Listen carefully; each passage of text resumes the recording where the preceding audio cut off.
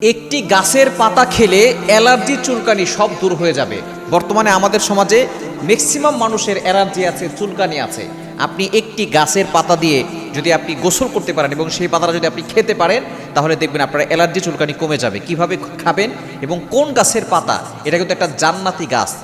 এই গাছের কথা আল্লাহ তাআলা পবিত্র কোরআন কারীমের ভিতরে নিজেই বলে দিয়েছেন। আল্লাহ তাআলা নিজেই বলছেন ২৭ নম্বর পারার ৫ নম্বর পৃষ্ঠার ৮ নম্বর লাইন, সূরাতুন নাজমের ১৪-১৫ নম্বর আয়াতগুলোতে আল্লাহ তাআলা সুন্দর করে জানিয়ে দিয়েছেন, ইনদা সিদরাতিল মুনতাহা ইনদাহা জান্নাতুল মাওয়া।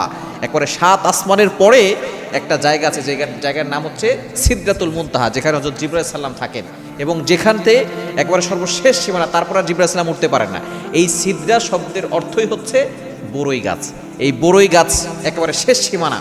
নবীজি সাল্লাল্লাহু আলাইহি ওয়াসাল্লাম সেখানে মিরাজ যখন গিয়েছেন তখন দেখেছেন এই বড়ই গাছের এক একটা পাতা হচ্ছে হাতির কানের মতো এবং এক একটা বড়ইয়ের ওজন হচ্ছে ১২ মণ ওজন। সুবহানাল্লাহ বিহামদি। সুতরাং এই যে বড়ই গাছ, এটা হচ্ছে জান্নাতি গাছ। ইনদাহা জান্নাতুল মাওয়া, আল্লাহ পাক রব্বুল আলামিন নিজেই পবিত্র কোরআন কারীমের ভিতরে বলে দিয়েছেন। সুতরাং এই বড়ই গাছের পাতা খুবই গুরুত্বপূর্ণ।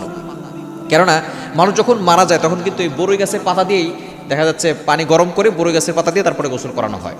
এখন এইটা কেন গোসল করানো হয়?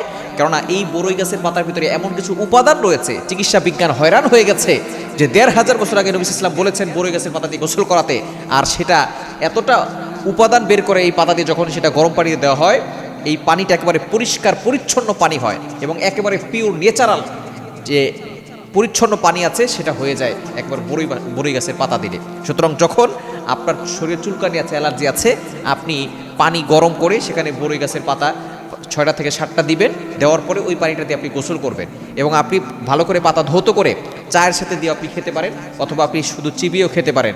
যদি আপনি কয়েকদিন টানা ৭ দিন এভাবে গোসল করতে পারেন এবং আপনি খেতে পারেন, দেখবেন আপনার চুলকানি অ্যালার্জি ইনশাআল্লাহ আল্লাহ তাআলা এই গাছের বরকতে আপনাকে কমিয়ে দেবেন ইনশাআল্লাহ।